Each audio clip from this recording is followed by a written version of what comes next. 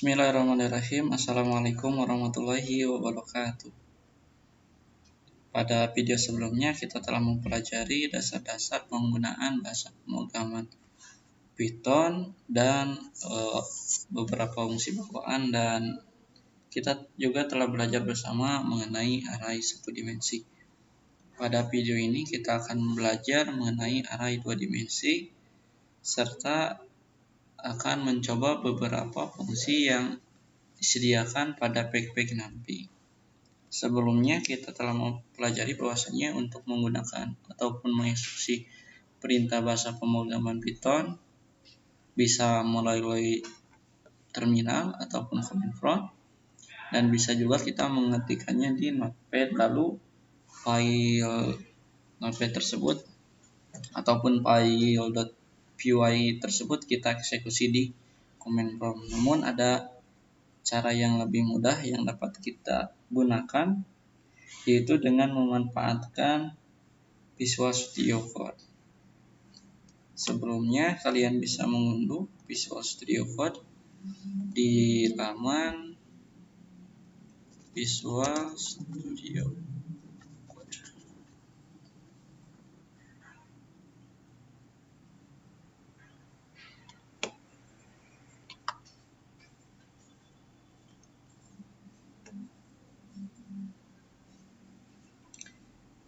Di sini kalian bisa mengunduh aplikasi Visual Studio Code secara gratis yang tentunya disesuaikan dengan sistem operasi yang kalian install.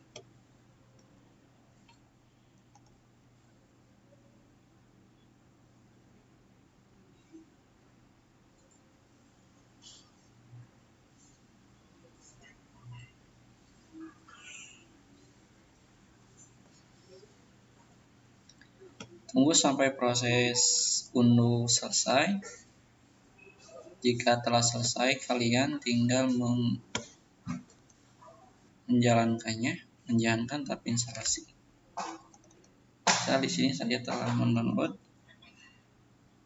Visual Studio Code untuk sistem operasi yang 64 bit.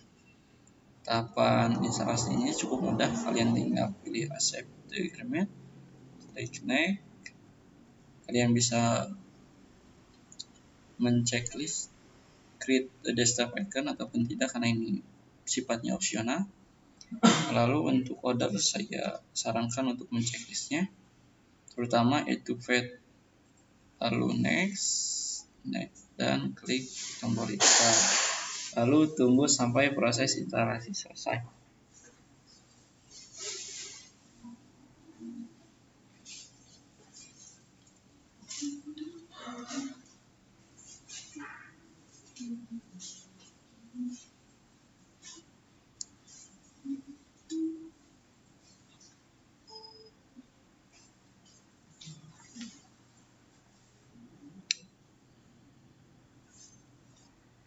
Jika telah selesai, kalian tinggal mengklik tombol finish. Lalu secara otomatis aplikasi Visual Studio Code akan terbuka. Kita tinggal close saja. Tinggal close.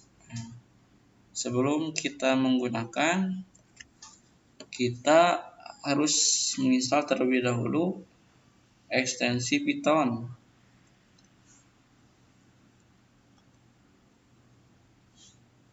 Masuk ke menu ekstensi, lalu ketikkan Python.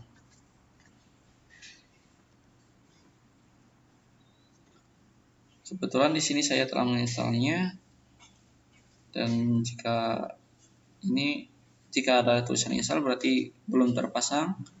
Namun jika tidak tulisan install dan ada tampil tulisan uninstall disable, berarti ekstensi Python telah terpasang di Visual Studio kalian. Lalu kita masuk ke Explorer, kita pilih folder yang akan kita gunakan. Misalnya sebelumnya kita membuat direktori praktikum, di mana pada direktori praktikum ini kita membuat beberapa file dengan ekstensi py. Kita pilih share folder. Ini merupakan file kita sebelumnya. Misal kita akan menggunakan coba saja, dan untuk coba 1 kita akan hapus.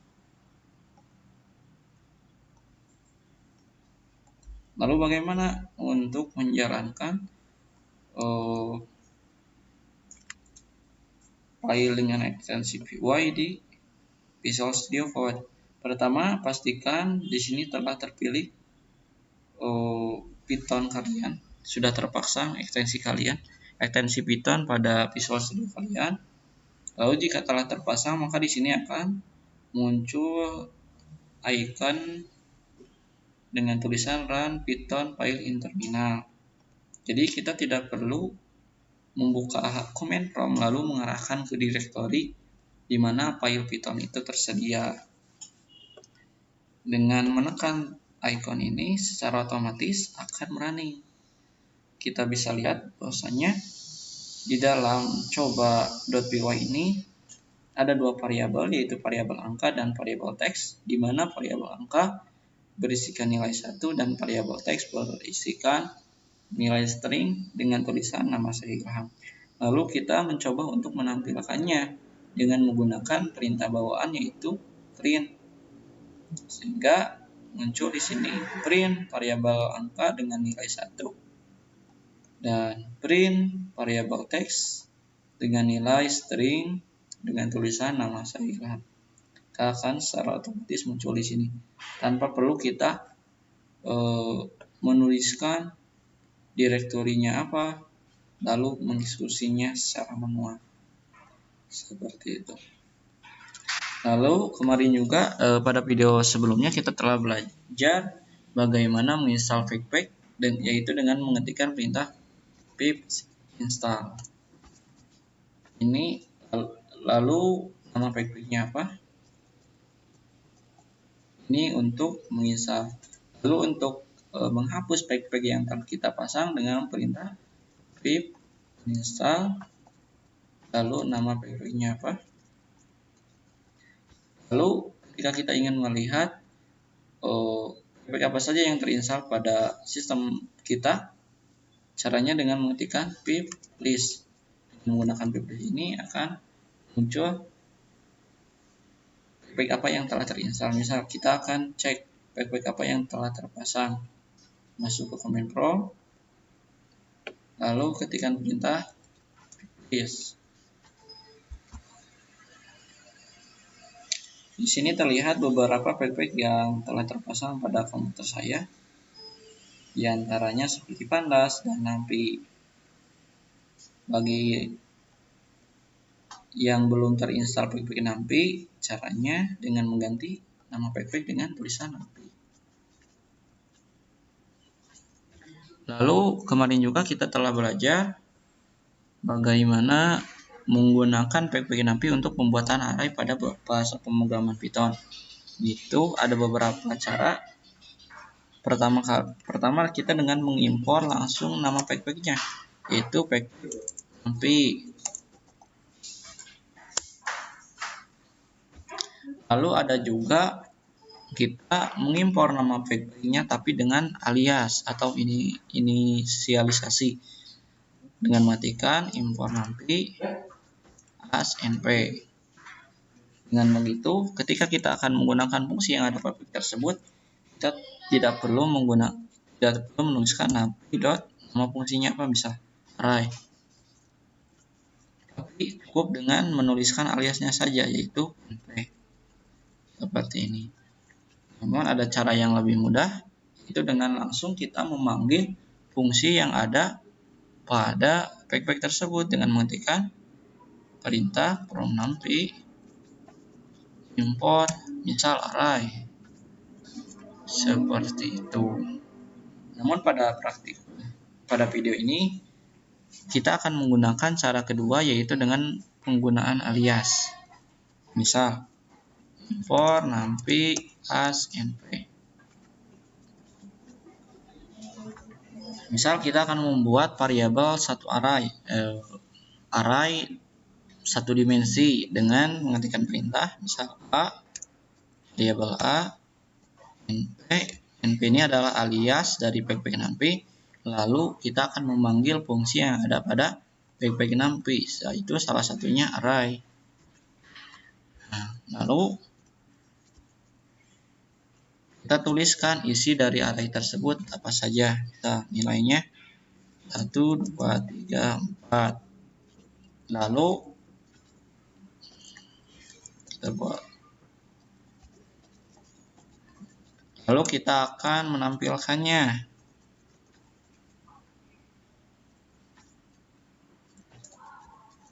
Dengan menggunakan fungsi bawaan Python yaitu print.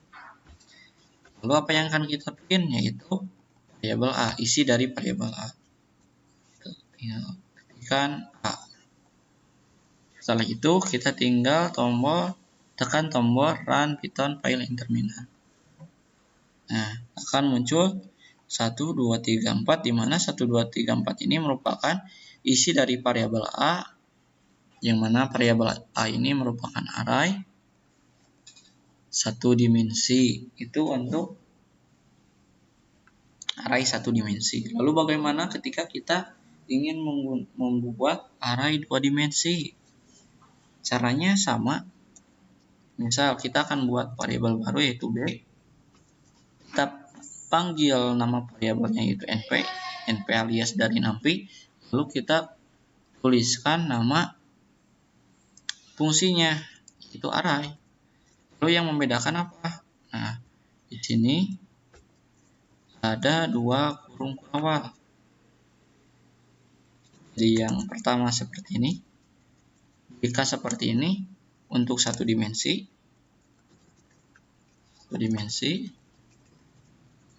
Ini untuk array dua dimensi. Misal nih kita kopikan dari sini dari A.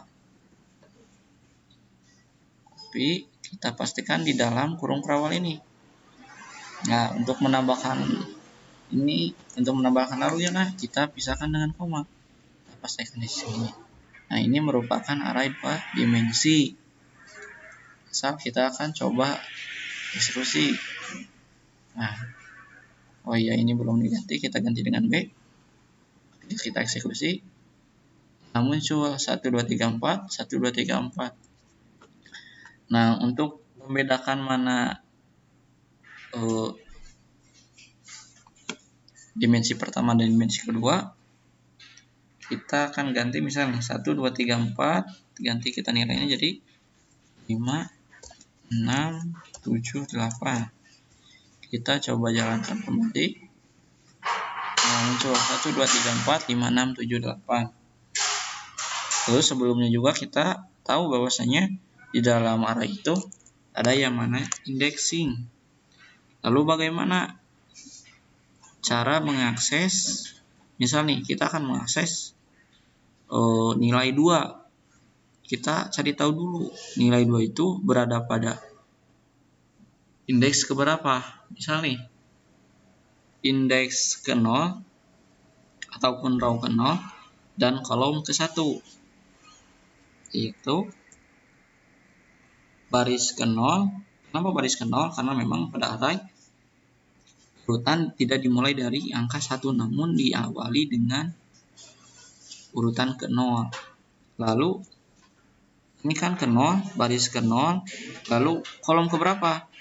Ini kolom ke 1, 1 dan 5, lalu indeks ke kolom ke 1 ataupun indeks 0 yaitu 1 dan 5. Lalu indeks ke 1, 2 dan 6. Maka kita isikan 1. Lalu kita coba eksekusi kembali. Maka akan muncul angka 2. Begitupun ketika kita ingin menampilkan angka 7. Kita cari dulu indeks barisnya ke berapa, lalu indeks kolomnya ke berapa. Kita lihat indeks barisnya ada pada ke 1. Baris ke 1 ataupun indeks ke 1. Kita tuliskan di sini 1. Lalu indeks kolomnya ke berapa? Jika ini 0, 1, 2, maka kolom kedua kita ganti angka 1 dan angka 2, lalu kita coba eksekusi. Nah, akan muncul nilai 7. Nilai 7 dari mana? Ya dari sini, dari variabel B, yaitu array,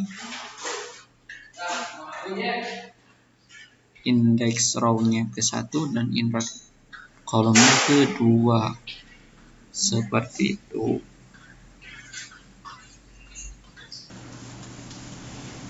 Jadi untuk membedakan antara array 1 dimensi dan array 2 dimensi ada pada proses pengisiannya. Dimana jika array 1 dimensi cukup satu awal dengan langsung isian di sini. Namun jika array 2 dimensi, ini isi dari array ini row ke 0, ini row ke 1. Lalu kita bungkus lagi. Jadi ada dua isian dengan dipisahkan di dalam kurung, lalu dipisahkan lagi dengan kurung ini. Seperti itu. Lalu bagaimana jika kita ingin membuat array 1 dimensi dari 1 sampai 10 tanpa, ataupun dari 1 sampai 100 tanpa mengetikkannya? Caranya kita bisa menggunakan range. Misal kita buat variabel baru yaitu c, lalu kita isi, kita panggil ppk nampik, lalu fungsinya range.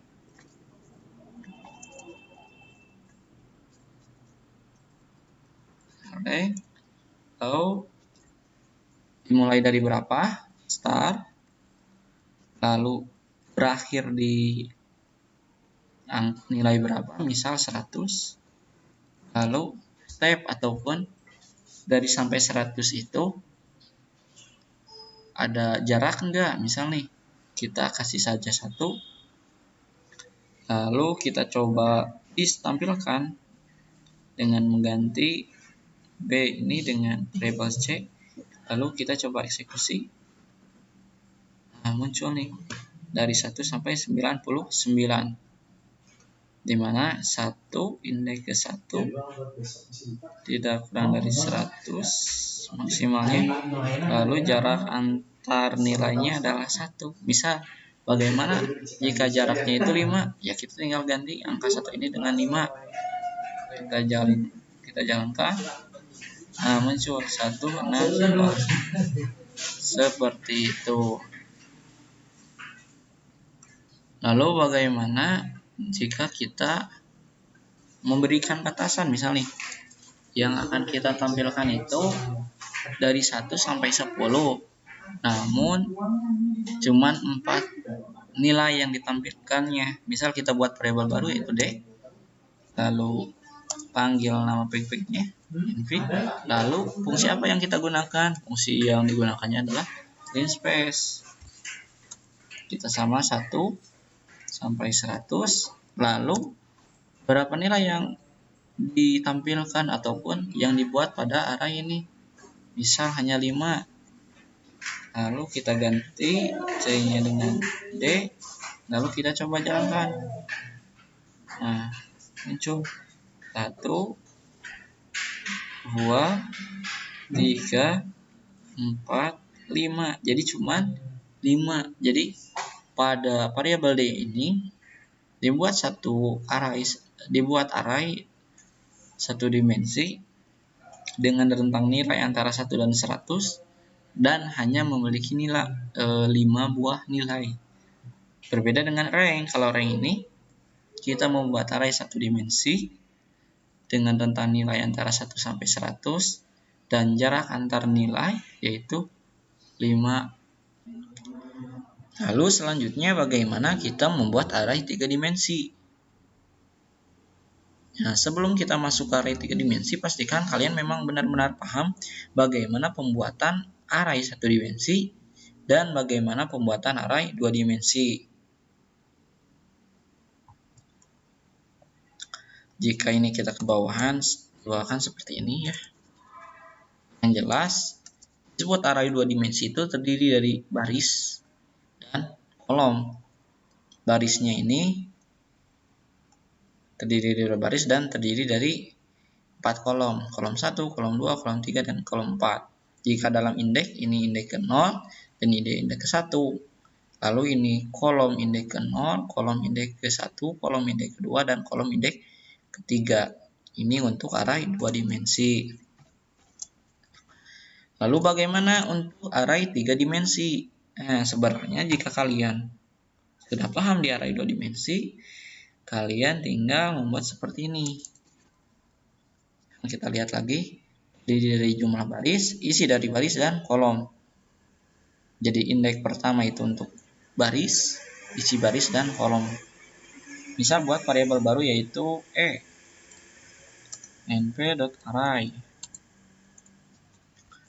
Misal nih kita akan bikin 2 baris.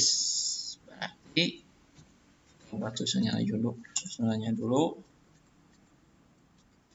Di sini kita buat baris pertama. Baris pertama kita akan membuat dua isi dari baris pertama dengan terdiri dari 3 kolom. Berarti ingat kita di sini akan buat 2 isi dari baris pertama. 1, 2, 3.